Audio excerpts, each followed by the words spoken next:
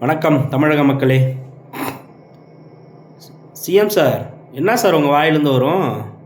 நேற்று திருச்சி மக்களுக்கு நன்றி அறிவிப்பு கூட்டத்தில் என்ன உங்கள் வாயிலிருந்து வரும்? வாயிலிருந்து வர வேண்டிய இடத்தில் வாய் திறந்து பேச வேண்டிய நீங்கள் வாய் திறந்து பேச மாட்டீங்க.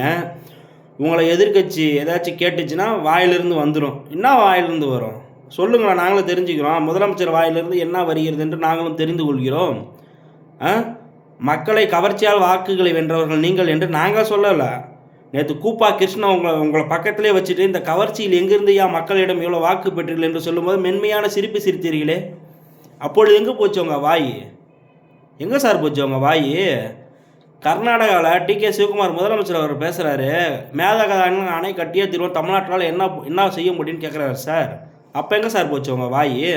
சார் கோட்டு சூட்டு பற்றி பேசுகிறீங்க சார். கோட்டு சூட்டுங்க யாரும் உங்களை கேள்வி கேட்கல சார். நீங்கள் கோட்டு சூட்டு போட்டு ஏசியில் தான் சார் உட்காருவீங்க.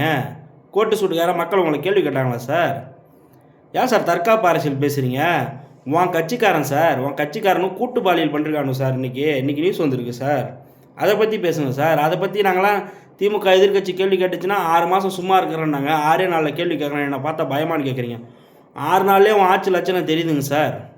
என்ன சார், 6 நாள்லேயே உங்கள் ஆட்சி லட்சணம் தெரியுது சார். இப்படிலாம் இருந்தால் கேள்வி கேட்காம வாய்மூடி மௌனியாக இருக்க சொல்கிறீங்களா சார்? மக்களை நாங்கள் யாரும் குறை சொல்லவில்லை சார். மக்களை யாரும் தற்கூரின்னு சொல்லலை சார். உங்களை போன்ற தலைவர்களை தான் சார் தற்கூரி என்றுறோம். என்ன மேடையில் பேச வேண்டுமோ அதை மேடையில் பேச வேண்டும். ஒரு முதலமைச்சருக்கு அழகு என்னவென்றால் மக்கள் திட்டங்கள் நீங்கள் என்ன கொண்டு வந்தீங்க? திமுக ஆட்சிக்கு வந்தவுடன் அன்றைய தினமே மகளிருக்கான இலவச பேருந்து மூலம் முக்கியமாக 5 திட்டங்களை அன்றைய முதல்வர் கையெழுத்திட்டார். நீங்கள் என்ன முற்போக்கான திட்டங்கள் கொண்டு வந்தீங்க? இத்தனை நாள் ஆச்சு, ஒரு திட்டம் நாங்கள் கொண்டு வந்தோம். நீங்கள் என்ன சொல்லுங்கள் சார். வாயிலேருந்து வந்துருமே சார். என்ன சார் வரும் சொல்லுங்கள் சார். தமிழ்நாட்டு மக்கள் தெரிஞ்சுப்பாங்க சார்.